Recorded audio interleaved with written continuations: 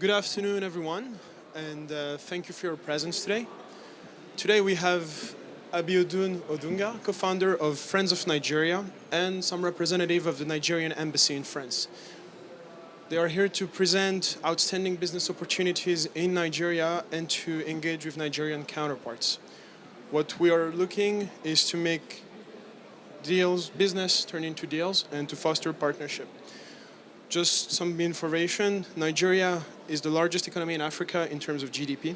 It is also the largest populated country on the continent. Without further ado, the topic today is how to do business in Nigeria, and please give a round of applause to Abiodun Dominic Odunuga for today. Thank you very much, Ramsey. I'm not here alone. I'm here with my colleagues from Friends of Nigeria. I have Crystal Ifedulakwa here. I have Nkechi, also my colleague, and I have Oyindamola, also part of Friends of Nigeria. And of course, there are many companies who traveled all the way from Nigeria to be part of this event. They are also amongst you, and I'm sure after the sessions, you count it worthwhile to be able to engage them, coming from different aspects of the economy, from creative industry, agriculture, fintech, the best of the best. We have them amongst you. So please, once we're done, aside to me, you'll be happy to engage them because they could help you penetrate the market. So again, thank you, Ramsey, and thanks to Business France, BPI France for this opportunity. How to do business in Nigeria. So maybe as a first opening thought, I would be very sincere to say Nigeria is a very, very complex place to do business in. It's big, the opportunities are true, the potential is massive, but it's not easy. And please mark my words, it's not easy doesn't mean it's not doable. It's not easy, but it's doable. Because of course we already have French startups and other European startups, SMEs doing business there for the past decades or few years. And when we talk about Nigerians' complexity, one of the things you first have to understand is that Nigeria is made up of it's like many countries in one. We have over 250 ethnic groups, languages over 500 native languages. So you can imagine having those kind of dynamics in a single country. But of course, we have English as the lingua franca. So that sort of gives you a context, and that's why the same question when people post to say, I want to do business in Africa, right-thinking people will ask you, what part of Africa? Because you don't say Africa. Africa is quite complex. If you're in Morocco, you don't assume that's what is being done in Abidjan. If you're in Abidjan, you don't assume that's what is being done in Dar es Salaam in Tanzania. And so that also trickles down to Nigeria. What happens in Lagos exactly is not what happens somewhere else far across the northeast. So Nigeria is quite complex, and you must understand the complexity before you even begin to engage. And to solve that complexity in terms of working with the local stakeholders, one of the most important things to also put in mind is that you now venture into what everybody knows as, doing your due diligence, feasibility studies. And I say that with every sense of the word. Most people assume there are many reports by, formidable or credible organizations, the World Bank, the IMF, PwC, and all of these groups who have done a terrific job in giving out, surveys and documents around different sectors of the economy. But aside those, I see those as complementary. If you really want to get things done, you have to do your own primary research. And when I say primary research, you need to get local people to do one for you. I had an experience with one of the companies, a French company that we consulted for in the energy sector. It's a no-brainer that we already knew that Nigeria was going to be tilting towards renewable energy. So this company had funding from different stakeholders to the tune of 5 million euros.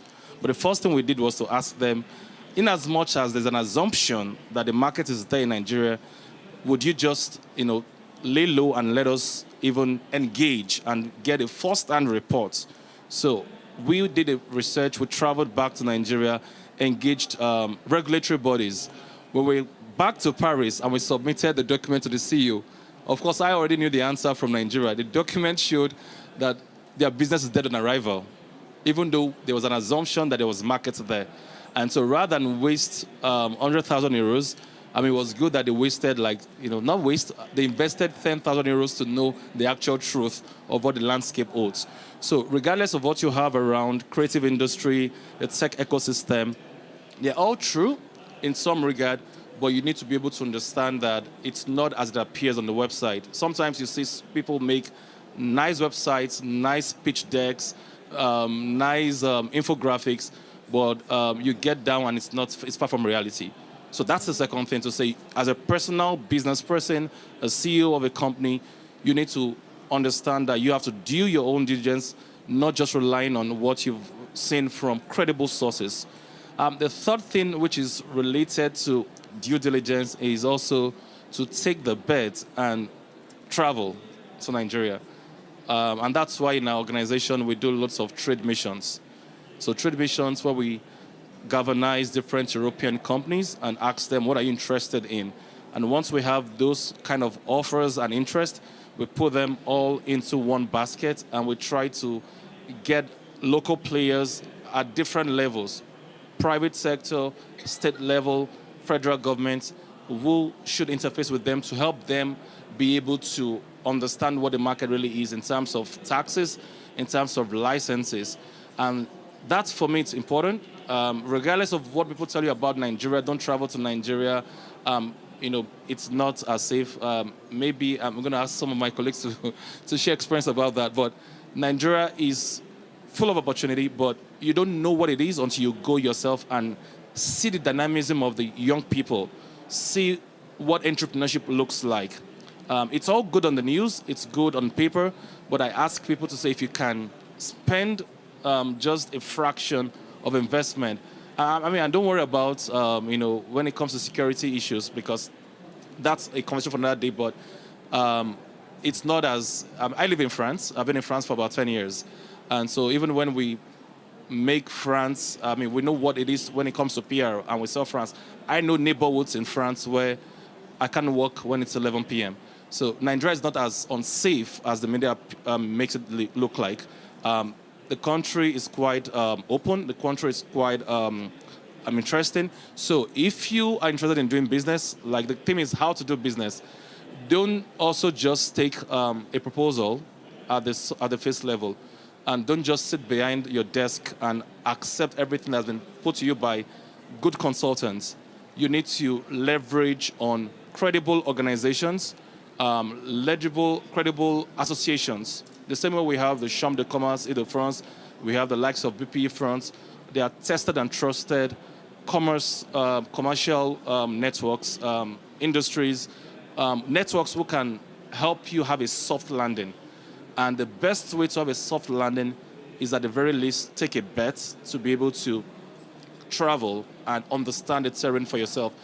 One visit to the country or the region where you plan to set up your business, your factory, or meet local partners, just one visit is worth more than thousands of pages of proposals from the World Bank. So that's spot on for you. And to also add to that is to understand the landscape when it comes to policies.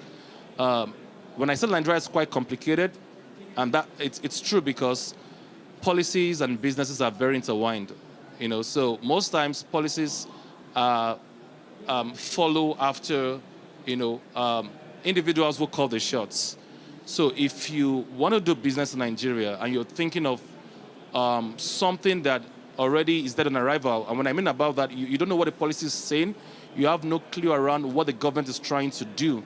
I'll give you a case example. If you had been investing in renewable energy, like many French companies that I know, many of the renewable energy products have been struggling back in Nigeria. Currently, we have a new regulation, with the NESI, that's the electricity supply, bill. There's an amendment in the Constitution that allows states now to be able to invest and curate their own energy plan. So the power sector has been decentralized.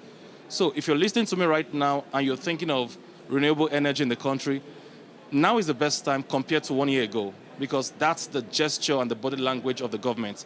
As I speak to you right now, we have offers from different state governments who are thinking how to convert the everyday buses normal logistic transportation vehicles to be from diesel engine to engines that run on electricity or solar. So if you're in that space, this is the best time because you're not walking against the tide. There is a policy that already supports that.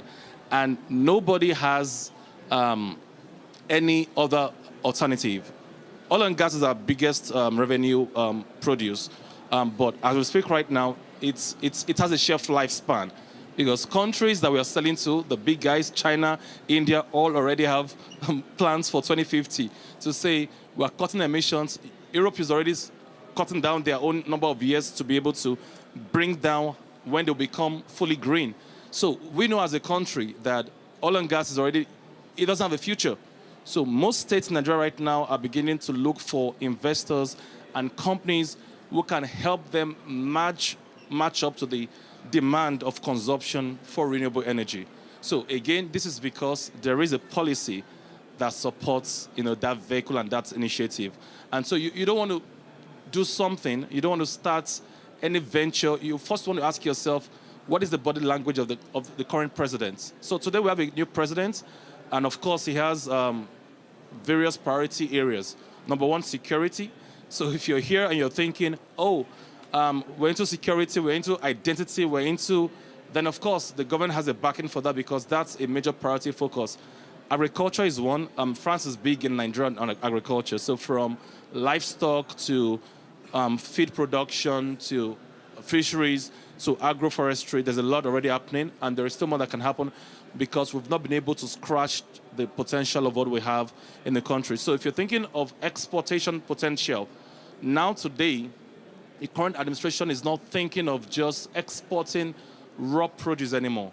The body language is we want companies who can help process our products. We want finished products.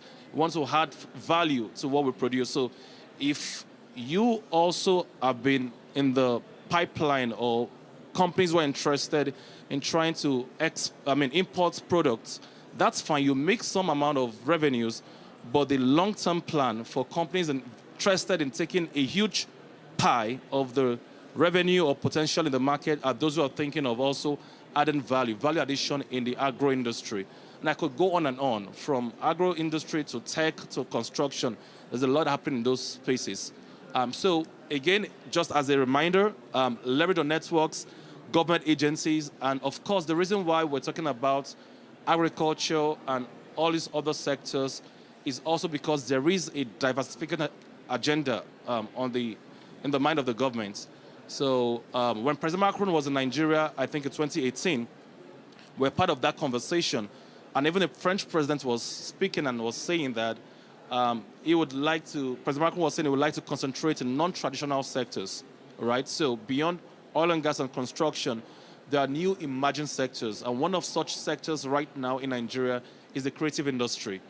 And for those of you who know the stats, the film industry in Nigeria is top 3 in the world. Bollywood, India, Hollywood, the US, Nollywood, Nigeria. Some of us already know Burna Boy, Wizkid, but that's just even a minute part of what the industry really captures. There are other booming, growing industries within that creative industry, and one of them is the gaming industry, animation, fashion, luxury. And so all of these under the the creative industry is quite growing strong. And so if there are ideas around innovation to support the young entrepreneurs around that to build their skills, because of course, Nigeria has 70% of its population with people under the ages of 30. So under the ages of 30 means it's quite a youthful demography. So again, if you're thinking of coming into the country and that demography is not in your calendar, it's not in your plan, then you might have to rethink, because 70% of your market is young people. These are the guys who consume content on social media. These are the guys who consume content media content. So they serve as a bedrock for the country's growth. So if you're thinking of job creation, you're thinking of adding value, you need to mainstream your setup, your incorporation plans, to understand that you have more young people who are vibrant, who are the Gen Zs, and who are very active. And so any plan at all with respect to infrastructure that doesn't touch on that demography, it doesn't have a sustainability plan. Last but not the least, again, maybe I would just also mention that it's important to also leverage on the credibility of local stakeholders. One of the most important things when it comes to doing business in Nigeria, Nigeria runs not just on knowledge or expertise, that's one, which is major. The country runs on social capital. In France, I mean, you don't need to know the mayor of Paris and Hidalgo to register your company. You don't need to know to get things done. But I must be sincere with you, knowing people in Nigeria is an asset. And you can't place, the value in social capital is quite important. So when people tell you we've worked with the likes of Dangote, we've been able to consult with Tony Lumelu, we've been able to work with Abad Igwe, who has launched a branch of Access Bank in Paris, a Nigerian bank, then you place premium value on that, because as much as France is a bureaucratic country, Nigeria is not as bureaucratic, but you could have time spent on unnecessary fundamentals without knowing the right people. And I'm not talking about corruption here. This has nothing to do with bribery. I'm only talking about the continent itself. It's socially inclined. It's about who you know. It's about what buttons these people that you know can press. And just a phone call, as easy as you going to the airport and, funny enough, about to miss your flight. This is funny, but a plane can be held hostage for you if you know the right person and you don't have to miss your flight to Paris. So Lagos traffic doesn't have mercy on anyone. You can be in Lagos traffic for 4 or 5 hours. But sometimes if you've been to Nigeria, for some of us who understand, or my Nigerian colleagues are laughing, you can be in the flight and you're wondering, it's time to leave. And you're wondering, and then all of a sudden you see somebody with a very big turban comes in, or a young person with a suit, and you wonder, he held the plane ransom. Now, this is just a contextual argument to let you know that to move things, you need credible people. And of course, within France, there are reputable organizations that makes the job easier. BPI France is one. Business France is one. You have the Chamber of Commerce in Nigeria, which is the Franco-Nigerian Chamber of Commerce, FNCCI. So all of these avenues and these organizations are also there to make the job easier for French and European companies to penetrate the market. I must tell you, whether you like it or not, no matter how good your proposals are, you go to the country, deals sometimes are signed in golf clubs, not in a 10 o'clock meeting in the morning at the office, because the country thrives on social cohesion. It's who we are. And if you're going to play in a market where you understand their culture, I think it was Peter Drucker who said, culture will eat strategy for breakfast. So you have culture, you have strategy. Culture dominates strategy anytime. So when you understand people's way of life and how they do things, the goal is not to try to change culture. It's try to align with culture and understand what are the pieces I need to put in place. And this is why I'm dropping institutions that are credible, that before you go into the country, they can help you do some due diligence. Sometimes, I was in Romania a while ago, and I was also speaking about doing business in Nigeria to the Eastern Bloc of Europe. And of course, what they mentioned to me was, you have a country where all they knew was the Nigerian prince, and people would send in, emails, and they don't know so much about Nigeria compared to many other mainland Europeans. And one of the things I had to tell them, or to correct that notion, is that minute fraction of people who send emails, who call themselves Nigerian prince, has nothing to do with reputable young people who are driving innovations. Today, Nigeria's tech ecosystem is the most formidable in Africa. When it comes to funding, when it comes to venture capital, equity, the country has loads of investment. About 23% of the equity funds that come into the country comes to Nigerian startups. Out of 7 unicorns in Africa, unicorns, companies who are worth $1 billion, you have about 3 to 4 as Nigerian startups. So again, the goal is not to tell you that there are no problems, but the goal is to let you know that the problems are there, but the solutions are also readily available. And it's just about the willingness to be able to take the gamble, make the necessary commitments, and not take the things you see on a surface level. And I think I'll stop here and see if Ramsey has more questions for me. I don't have any questions so far. Well, I do have a number, but first I'm going to start to thank you for your presentation today and for all of this insightful talking. Everything is different between the paper and the field, as we were talking about it yesterday during a long conversation we had. And I think, is there any question in the room to get started? Do anybody wants to ask anything? If not, because I have like good talking points that I think are going to be rather important. How do you feel about the tech sector in Nigeria? You talked about startups, you talked about development, you talked about agribusiness, some tech, infrastructure, oil and gas, but let's say I'm a French company and I would like to develop my activity in Nigeria. What would be like the 5-step process to opening an office in Nigeria? Yes, I have partners here, so you might want to meet some of them here. Joba is from Nigeria. He runs one of the leading incubators, Nest. Larry is also here, who is also in EduTech. So when it comes to tech, Nigeria is the formidable country in Africa when it comes to tech, and there are players who have made that ecosystem strong and thick. And one of those active players are incubators and accelerators. And so if you're a tech player, maybe one of the things you want to do is to really find out who are the major, incubators, who are the major accelerators who can provide that soft landing. And this is outside, of course, the agencies already mentioned. So you have an idea. Of course, also understand that the fact that it's an European idea doesn't necessarily also mean that it will be accepted largely in Nigeria. And that's where you need also somebody who is able to work with you to adapt the case. I've seen many mismatch when it comes to also tech ideas. I've seen French companies who go to Nigeria and they fail largely because they didn't adapt, to the context of the market, and they had no local support. I've also seen Nigerian companies who leverage on the French tech tickets. The government has the French tech ticket for Nigerian companies or other companies across the world to come to France and be able to also start up their businesses. Most Nigerian companies that I've seen who came through that French tech ticket, unfortunately, it's sad that most of them, 99% of them that I know, are not in business anymore. And the reason is because they also had a bright idea back in Nigeria, and they assumed that was going to be relevant in the French ecosystem.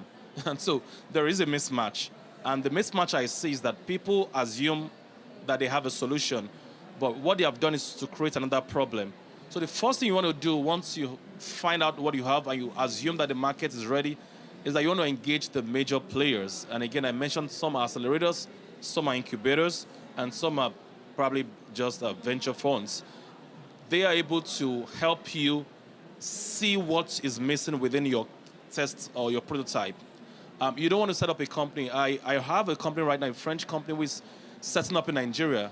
And as I speak to you right now, it was an assumed solution that they had for the agro space. Back in Nigeria, they got into Nigeria, and now they found out the problem that they had imagined was not even a real problem. So as I speak to you today, they've readapted the solution, and they're not even playing in that space. So maybe another thing I want to mention is, once you go into the country, you also want to be flexible enough. You might go with a solution that says, I'll be making a model, with blockchain technology, and you find out that blockchain does not even have the infrastructure currently in the country. Artificial intelligence is so fine, but if you remove some major hubs, Abuja, Lagos, and you want this to be widely accepted, not all cities or states have that infrastructure. So maybe what you want to even start doing is, how do you want to also be part of that infrastructural development? And you want to get stakeholders from Europe to be part of that, because there's no point trying to make a solution for users that will not be able to use your platform. So again, the easiest way is to not work in isolation. And when I said not work, you don't want to work also with experts, because there are many experts abroad who tell you that they know Africa based on their affiliation with Africa. but they are also as ignorant as many Europeans who live in Europe. And so many of them come in the disguise of consultants in Africa. You want to ask for dividends of their expertise. How many companies have you helped established in Nigeria? And if there's an incubator, you also want to ask, what's your resume? What have you done for European companies? So you don't want to be too fascinated about a good pitch deck, a good proposal. What you really want to ask is, give me a test case or a case study of how you've helped somebody like me to be able to, and that's what we do at Friends of Nigeria. We can give you a myriad of French organizations, European organizations that have reached out to us, and within the expertise that we have in-house, we've been able to help them set up, not just in Lagos, but across the country. And one of the things we also do is also with respect to state governments, because we understand both ecosystems. So we're able to look at what is missing, and we also understand what is happening back home. And with that, we can able to tell you even the opportunities that you don't see, and we can help you tilt your service or your products to really address the real issue. Because sometimes people assume that they're addressing an issue, but they're not really solving the problem. They're actually creating another problem. Thank you for your answer. Any question, anyone? Okay, I have another question for you. Let's say tomorrow BPI France approve my insurance prospection. I'm getting to Nigeria. How long do you think my prospection should be? A week, 2 weeks, a month? How long do you think it would take me to get to know like some key actors in the ecosystem, and what channel should I use to access those people? All right. Yeah, if you get a fund from BP France and you're going to Nigeria, how long will it take depends on the kind of business you're trying to run. So for instance, you're trying to go into manufacturing. This goes beyond an accelerator or an incubator. You probably want to engage the likes of NEPSA. NEPSA is the government institute that has to do with free trade zones. So with their free trade zones across Nigeria, you can leverage on those havens to be able to have tax breaks or tax holidays.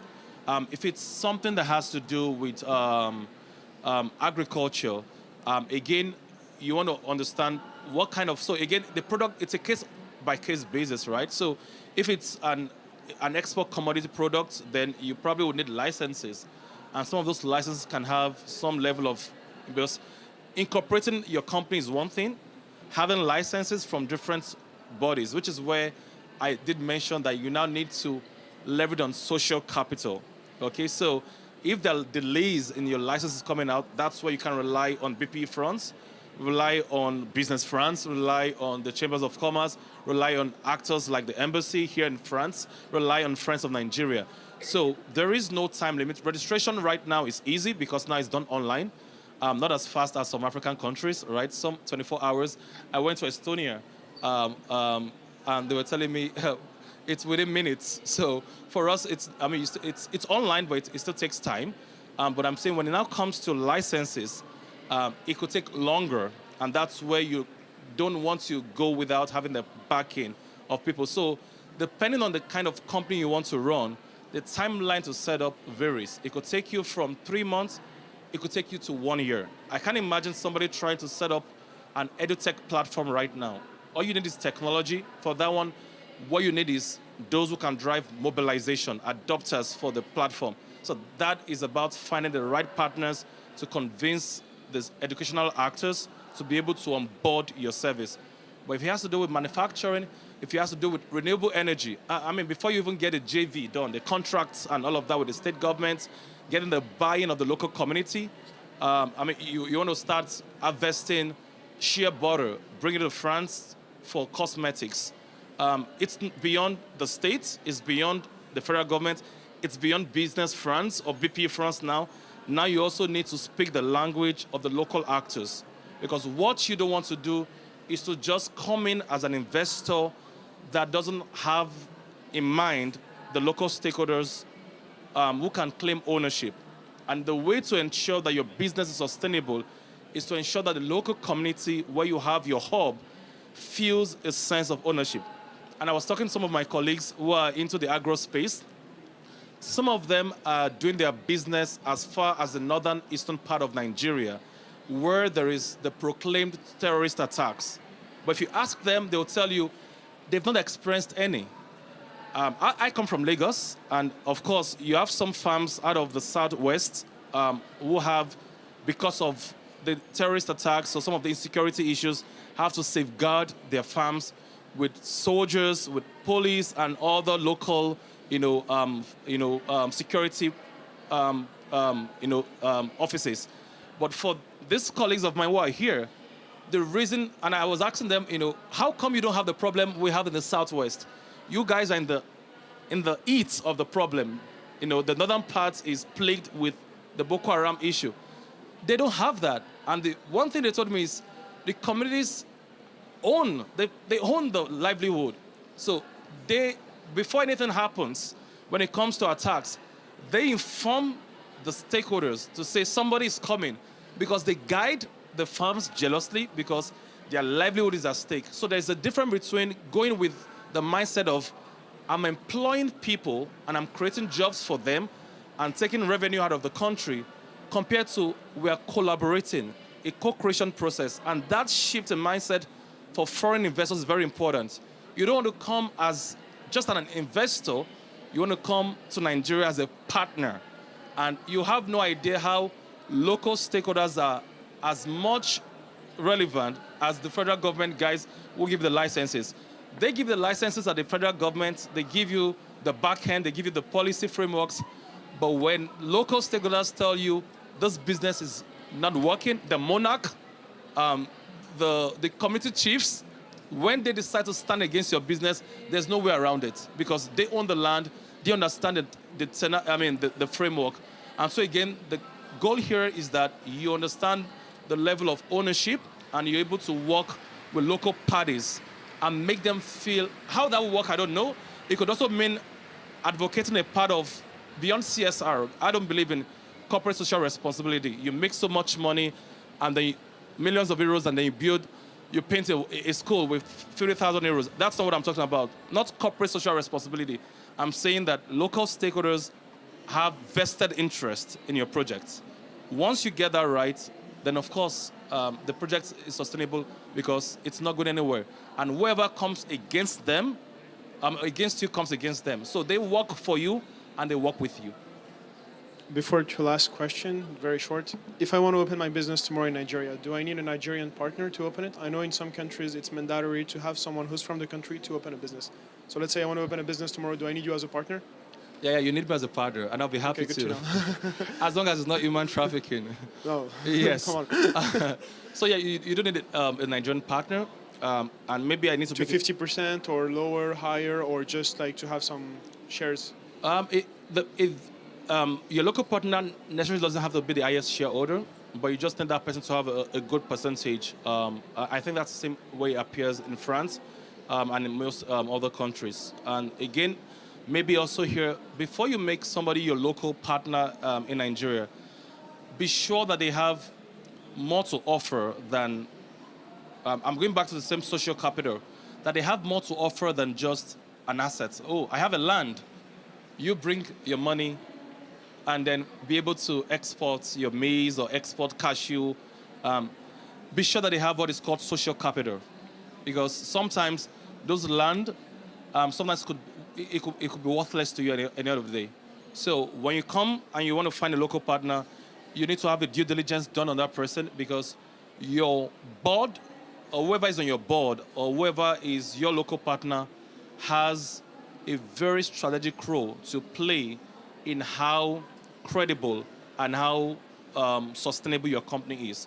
So you want to make sure that this person brings more value on board beyond just a physical asset of, I have an office space for you, you don't have to pay, or have a land for you. Because most times what I hear people do in Europe is, especially in the agricultural sector, I can give you 5 acres. So you bring up and then they negotiate, but that's not enough for you to be able to be sustainable. You want to be sure that this person has more than just the asset. Last question. How do you see the business landscape evolving in the coming years? Do you see more smaller company? Do you see only oligopoly, monopoly generally in the area? Or do you see it evolving as like a completely competitive market? Yeah, I mean, the business is evolving. Even as a Nigerian myself, based in France, it's quite a dynamic country. So in the next few, well, maybe not few years, in the next 4 years, based on the gesture of the current administration, the new president and his team, of course, there's a lot, again, like I mentioned, that has to do beyond the traditional sector. So if you're into oil and gas, yes, it's good. Construction is good. But now there's so much conversation around non-traditional sectors. So even if you're coming into, the construction industry, what will be interesting to know is how innovation plays a major role in what you're trying to do.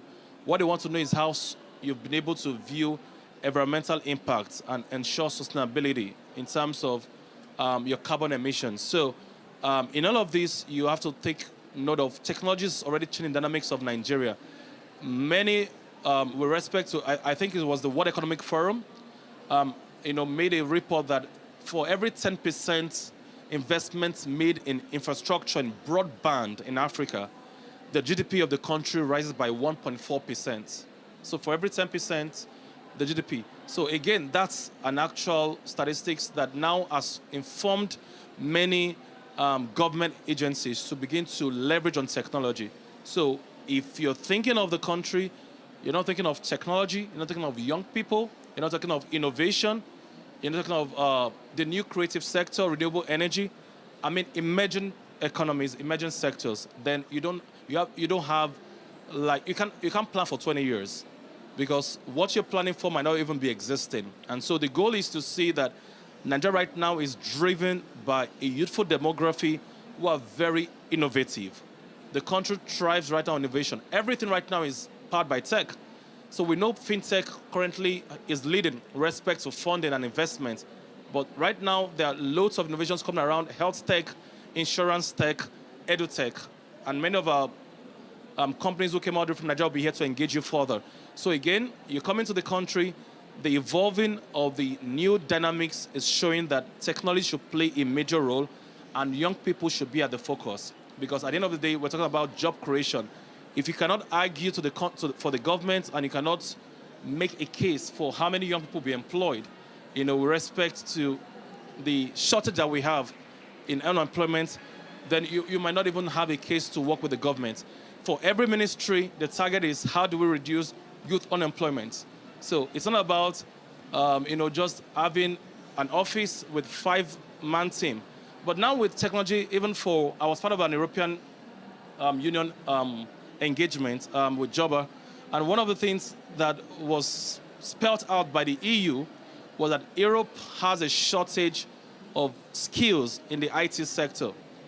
And the EU funded a project through the IOM, the International Organization for Migration, and they found 2 countries in Africa who could solve that problem of shortage in talent in Europe, and 2 countries were picked: Senegal and Nigeria.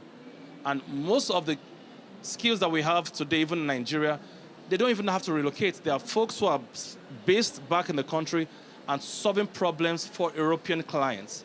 So again, this is what the country has become, where somebody can be far away in Adamawa State, can be far away in Abuja, but solving your problem as an European company. And so there is a strong, educated, literate, and IT-savvy young people. This is rich.